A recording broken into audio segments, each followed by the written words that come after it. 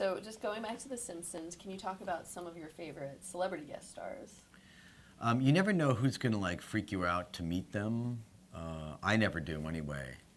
But it was meeting the rock and roll guys that really, I guess, because I don't usually see those folks, and to me, it's such a foreign, amazing skill to be able to do that. So meeting, Tom Petty, Elvis Costello, Mick Jagger, that I will never forget those moments. David Byrne, those guys. And there's been so many incredible. I think very rarely do we actually see the big movie stars or people who come in. They usually record separately. They're usually not at table reads. Mm-hmm.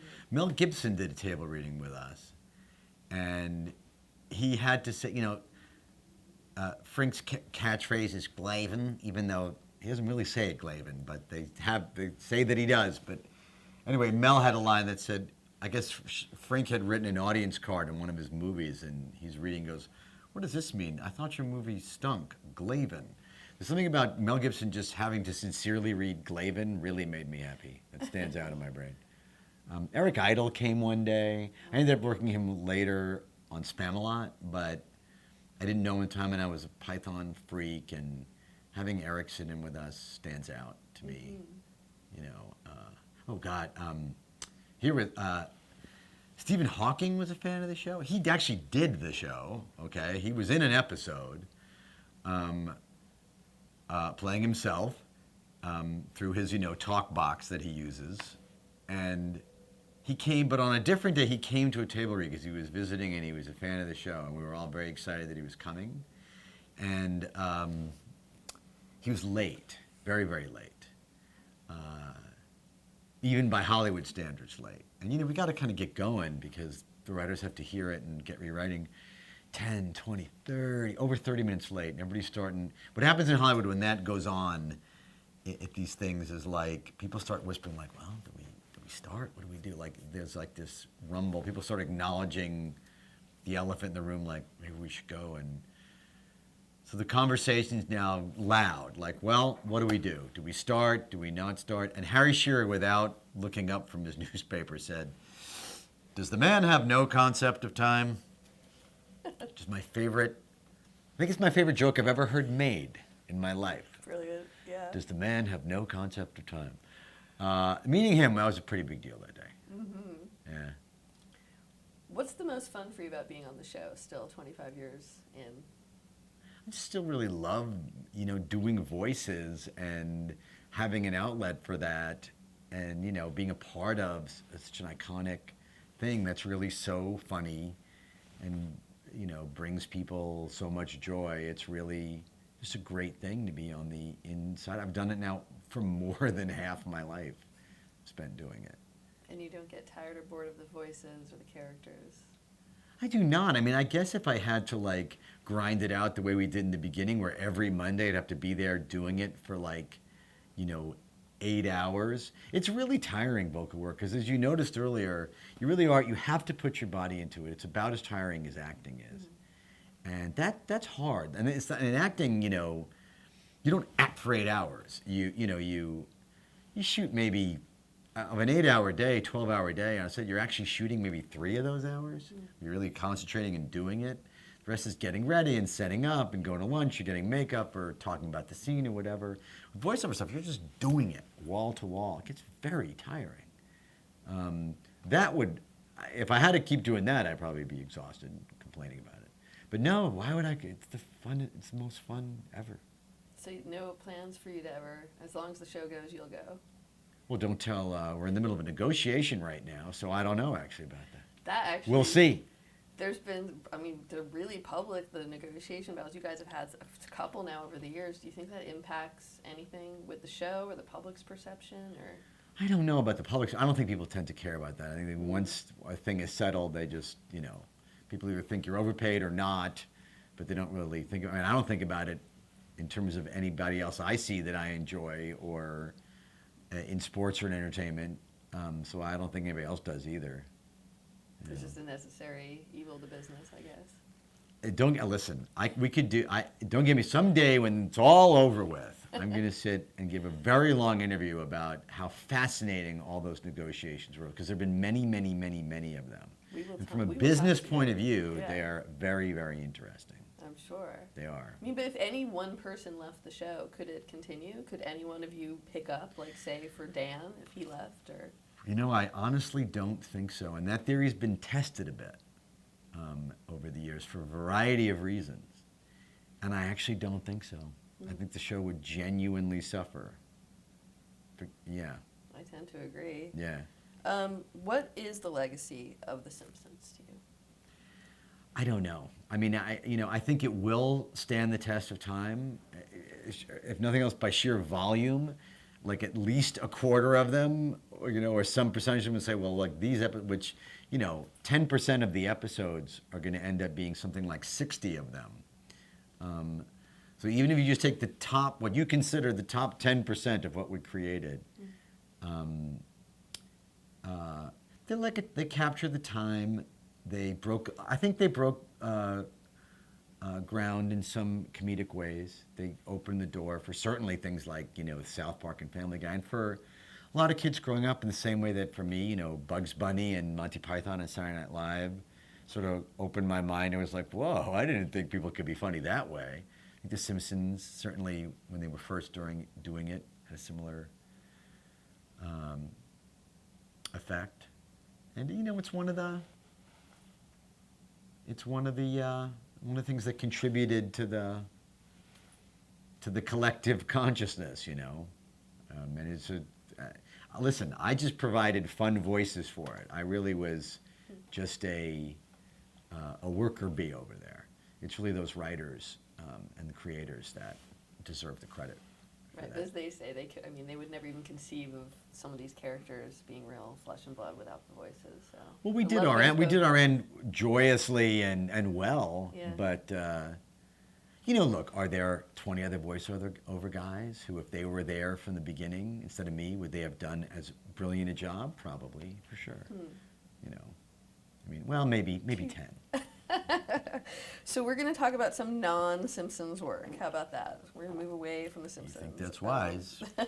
So in the 90s, you had a couple recurring roles, and we were talking about Friends, and you actually auditioned for Joey first, right? I did. Friends was like, again, as a young person with your finger on the pulse of what was funny and what was going to... Every one of me and my friends, including Matthew Perry at the time, knew that this show was going... no one knew it was going to be that big, but you knew it was going to be very funny, very good, and probably be a hit. And I remember reading, going, they talk how we talk. They talk how we talk. That's what we kept saying. And I liked it so much that I've never done this before or since. I went and auditioned for Joey, didn't get it, obviously. And then went back, like, I'm not taking no for an answer. I insist on reading for this again. And they were very kind. They had me right back in, and then they just as quickly threw me out.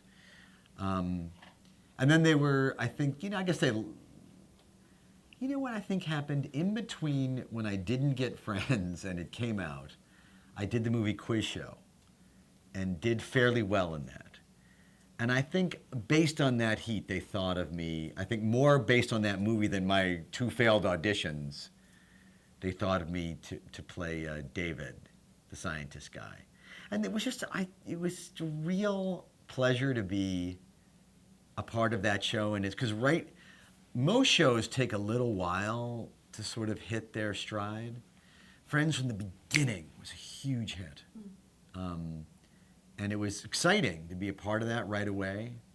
I was excited and very jealous of my very close friend Matthew Perry.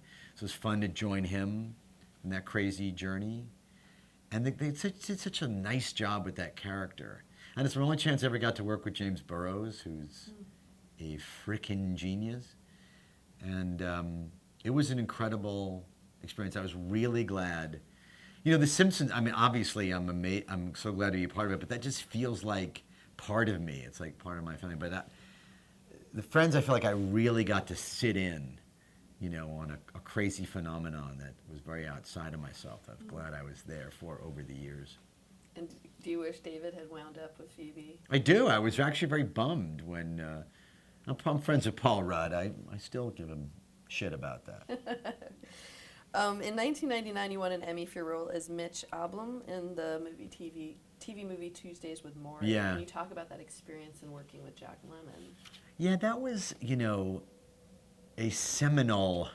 I'm not sure, what does seminal mean? You only hear it in terms of experience. But it was. and Whatever it best. was, it was. What does it mean? I think the first and the best. First and best, is that what it means? Then it think wasn't a so. seminal experience for me It was then. it was the meter by which you set all other things. That's getting The closer. litmus. Am I not right? Am I making this up? It was a unique and transformative experience. Better.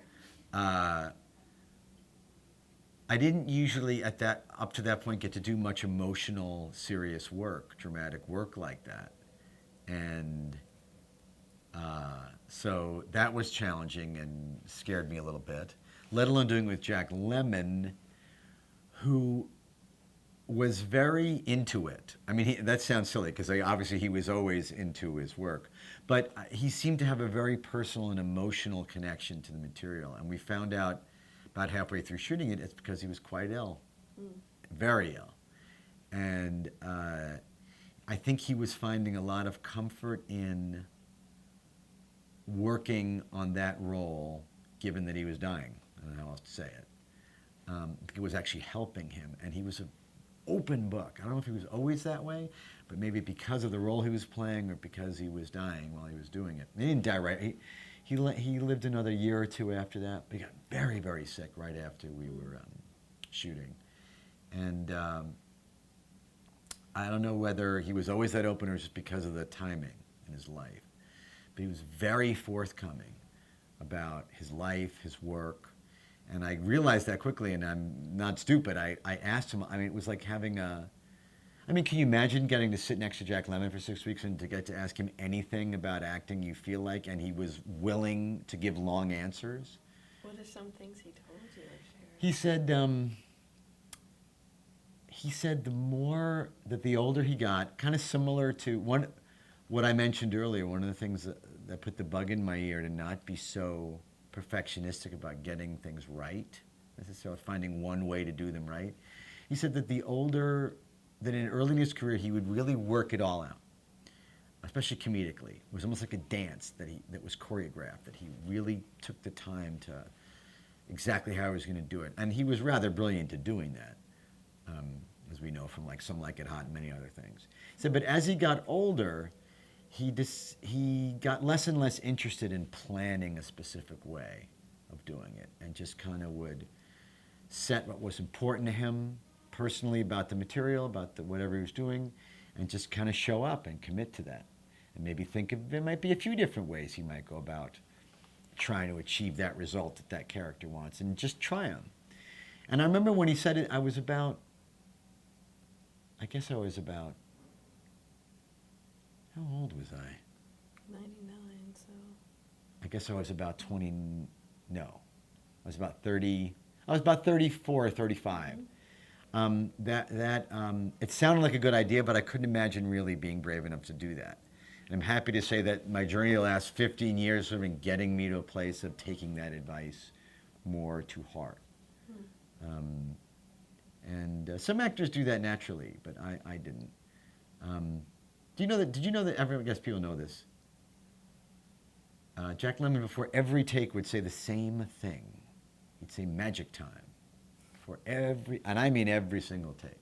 And he knew it kind of got annoying, so he would switch it up by going like, le temps magique, or tempus magicus. He'd say it in French or Latin, but he did it every single time.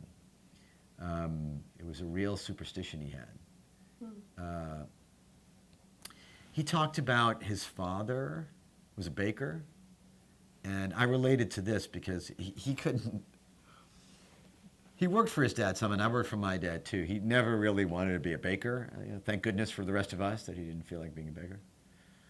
But he said that his father said to him that when he stopped, I think the phrase he used was, when I stop seeing, it was something like, when I stop falling in love with each loaf of bread I make, then I know it's time to stop doing it. And that's how Lemmon felt about acting. And I know that's how my dad felt about making clothes and how I feel about acting. The other big thing he said is don't ever stop learning. You never stop being a student of it. There's never like, oh, now you figured it all out. He said, because in his opinion, if you weren't actively learning, it was calcifying. It was stagnating. So you had to keep pushing it. Do you think he learned anything from you on that set? I doubt it. Well, I don't unfortunately, think we so. can't ask him now, but yeah, I'm sure he would disagree. I doubt it. You had a great chemistry with him on that, though. So. I did, once especially realized, look, there wasn't much acting required. You're there playing a guy who's having a very hard time watching someone he loves die. Once I knew that Jack really was quite that ill. Oh, you learned it through the. Yeah, we learned it before it was done. It wasn't. I mean, there's Jack Lemmon, and he was very raw emotionally. You can tell in the performance, and he would share a lot of personal stuff, about what it meant to him. Did you want? He actually said it was his favorite role. Really? Yeah, and I was like, Jack, really? Because you got a few doozies there. It's like, no. And then, with hindsight, realizing that I think it might have been the most personal. Yeah. Yeah. I think so. Was that something you consciously wanted to do? Was to go more dramatic as a break from The Simpsons? No, you don't get to do I don't. It's not like I control that. Movie stars control that. Sometimes, if they go back and forth, they get to go. Now I'd like to make sure that my fall project is dramatic, or this kind of a departure. But even they have a tough time bucking their niche. You don't get to, and certainly character actors don't get to go, no, I'd like to do this, make it happen. You sort of, you take whatever the best script around is and do it, drama or comedy. I just felt fortunate that remember I said earlier, I don't get why I'm cast in the things I am or not. And they came to me with Ray Dondo, and I was like, really? You think I should do this? I don't know what you're basing it on, but I'm very grateful that you want me to do it. Then I felt really ready to do it and thrilled to do it, and I was proud of the work I did in it. And then, though, it's kind of a mind... Can I curse? Yes. It's kind of a mind fuck, because you're like, that went really well. Why don't I get to do that more? You know what I mean? And then, I don't know. Who knows? Well, another dramatic role you had in Huff in 2004, the title role Yeah. was this psychiatrist. Can you talk about how that came to you and what that was about? The one I was offered, I guess at that point, look, it's not to be cynical, but you get, the reason you're ever offered really anything, besides people think you might be good in it, is if it makes business sense. So people are on lists, and, there's a list where it's like, yes, we will approve your project, person who has written this, if you get any one of these 20 actors to do it. And then within that list, you can say, oh, I like him, I don't like him, or, whatever. And usually the first 3 people you like say no, and then you get to whoever. And so, I guess if your name is significant enough, or they'll go forward with the project based on your attachment. And then, so I was on the fence about doing that because it was scary. I knew it was hard work to do. The hardest job in show business is to be the lead of an hour drama. Why It's like is a that? movie that won't end. It's a movie that will not end. And it's hard. It's 12, 14-hour days. And it's on you, and you're like in every scene.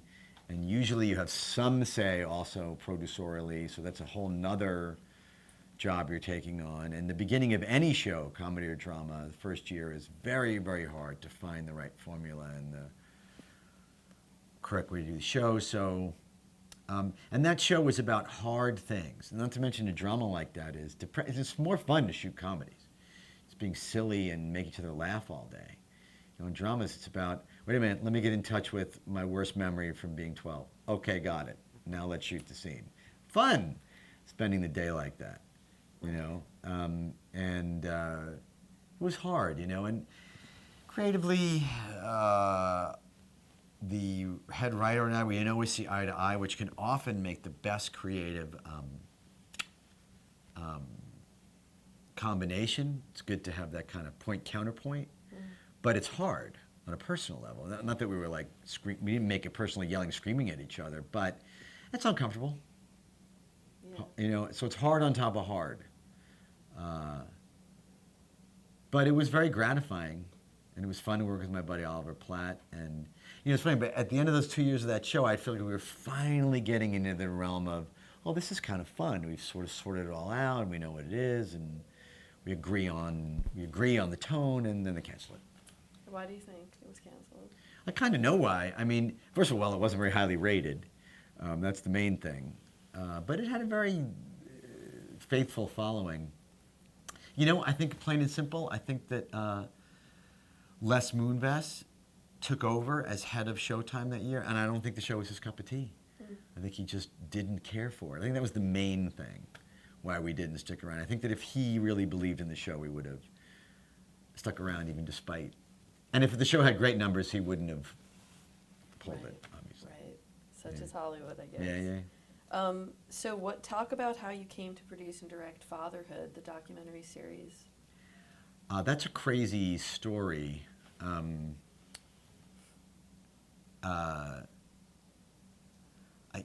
Boy. I'll tell this as fast as I can.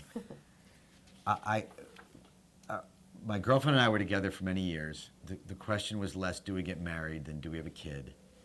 And I got fairly obsessed with that question because we're both getting on in years, and if we're going to do it, we should do it. But I didn't know I didn't want to have kids, and neither did she, but we didn't know that we did. And I started asking everybody I knew, why did they do it? Do they love it? What do they love about it? Can you describe the experience? Should I do it?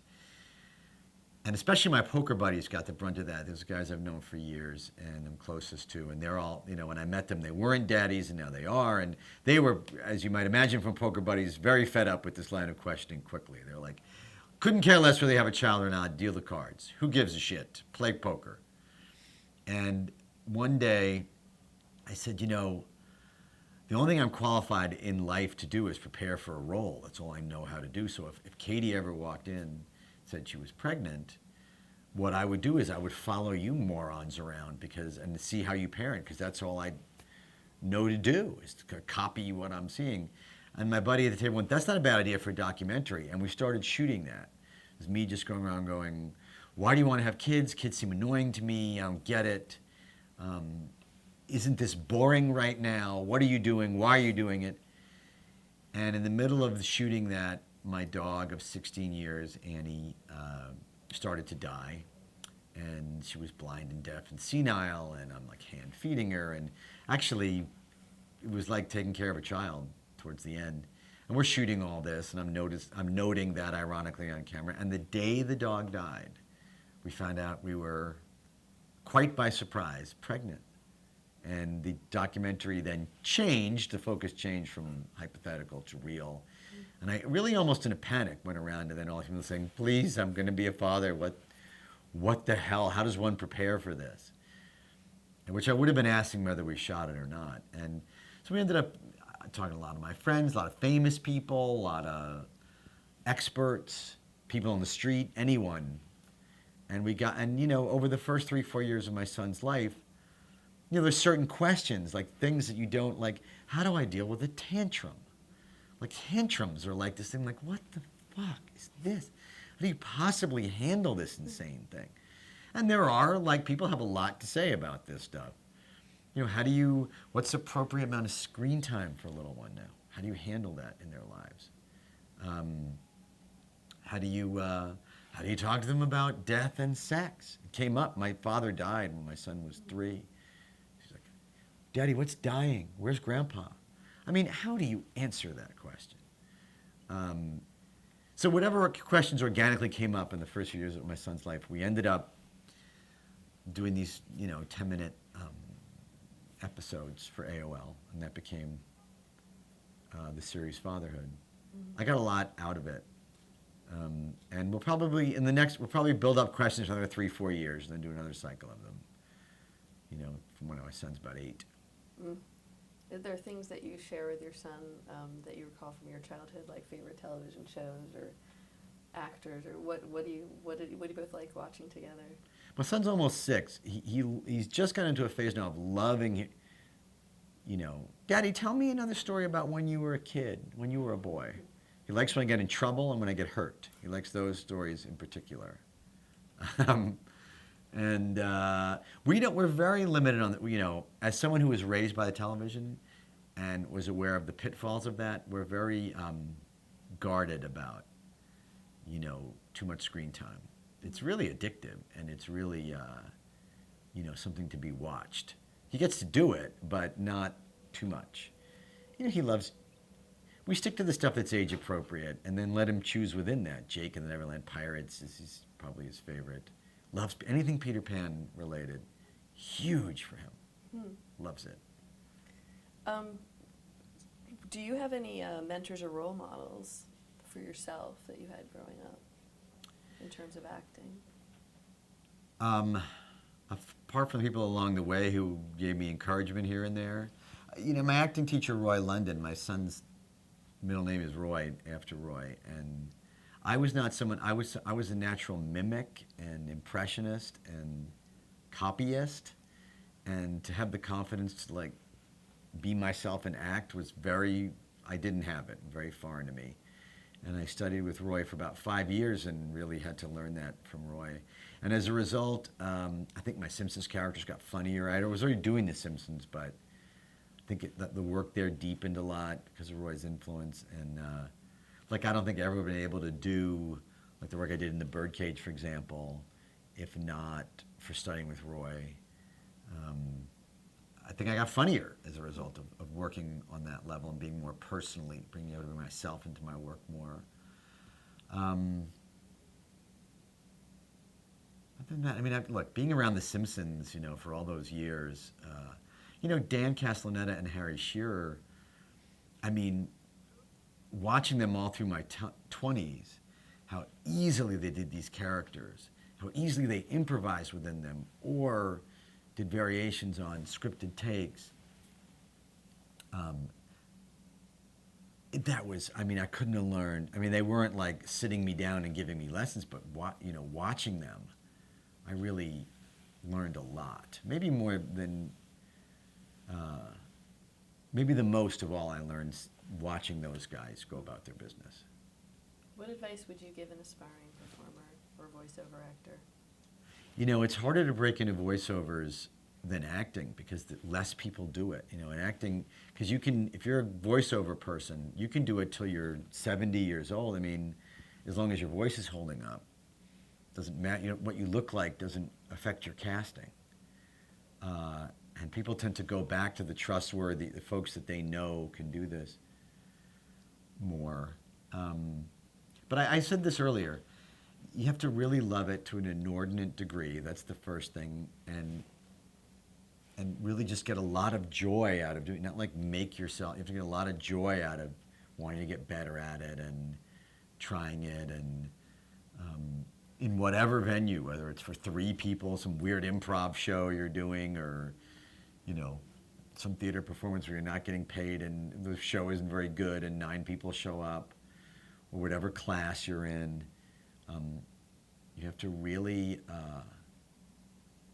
just get a huge personal amount of gratification out of that, forgetting about whatever you're receiving from the outside world. Then you have to have once you're doing that, you have to have this insane amount of persistence, and I do mean insane, almost like an obsessively weird amount of persistence. Why are you continuing with this when the world does not seem to be supporting your quest here? And then if you're talented, and if you work really, really hard, and if you love it, and if you don't get discouraged. By the way, I take that back. You'll get very, very discouraged. But if you're not able to overcome being discouraged over and over and over again, then, if all those things are in place, then you will get many opportunities, actually. Only one break. You'll get many, like I said, the show business will let you know if it's interested in you. And it'll let you know more than once. It'll keep saying, yeah, you seem good. Why don't you come do this? And if it doesn't, it won't. What would you say is your proudest career achievement? Proudest career achievement? You know what I would honestly say? It's a process thing. I've mentioned it a few times. It's that thing Jack Lemmon was talking about, and it's being able to be the kind of actor who's brave enough to try a bunch of things, look bad on camera because you tried something that maybe was a little out there on a take, not being such a good boy about I must get it right and do the, losing my perfectionism over, delivering a performance. And excellence isn't perfectionism. The pursuit of excellence is a wonderful thing, preparing and working hard and doing your absolute best. Perfectionism is more insidious. It's like, if I don't do this exactly correctly, it's shit. Getting rid of that, I've been able to enjoy my work a lot more in the last bunch of years because I kind of look at it as more of a crazy experiment I'm doing and less of a, something that highly pressurized thing that needs to be gotten right.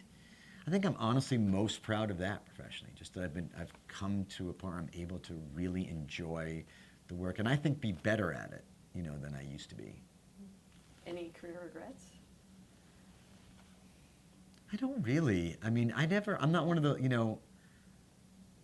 I'm not one of the actors who's offered these things and didn't do it, or any ones I was like, that would have been worth doing that. It wasn't like some big life-changing thing that, I remember that same uptightness that I'm talking about around the work.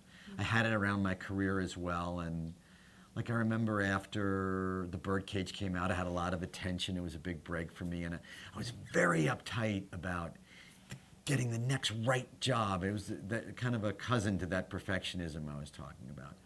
And I was unwilling to audition. I was like, they should know how wonderful I am. And if I had to do over again, I'd be much more humble and just be like, sure, anything worth doing is worth reading for, which is the attitude I came back around to over the years. And let's just all try. It's all just some big crazy experiment. Let's just try it, as opposed to we must get it right. But look, that's like right with age comes wisdom. Right.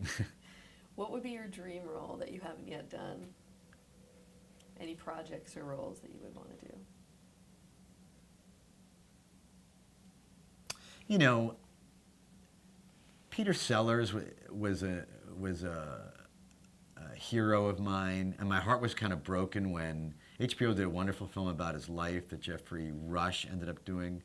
I went on tape for that and didn't get it. I was really hard. That's one of the ones. I regret it. They didn't want me, and I don't know that I'd love to do something related to him, although it's kind of been done. I think that ship might have sailed. I don't. You know what? I'd love to play a series. I'm starting to do it now. In Ray Donovan, I got to play a fairly creepy bad guy, and I really enjoyed that. I'd love to play like just a gangster, just like somebody who is just pretty horrible. Not in a funny way, with humor, but, I've been enjoying playing power scenes like that more and more lately. I'd love to continue in that vein. All right, I know we're up for time, so the last question we ask everyone. Yeah. How would you like to be remembered? That's like,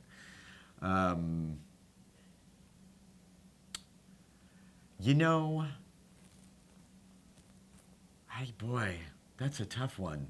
How would I like to be remembered? Career-wise or personally?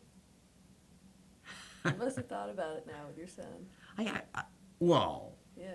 As far as that goes, for sure. I want to be remembered by him as my son as a loving guy who was around, and that's the main thing, as far as like publicly or professionally.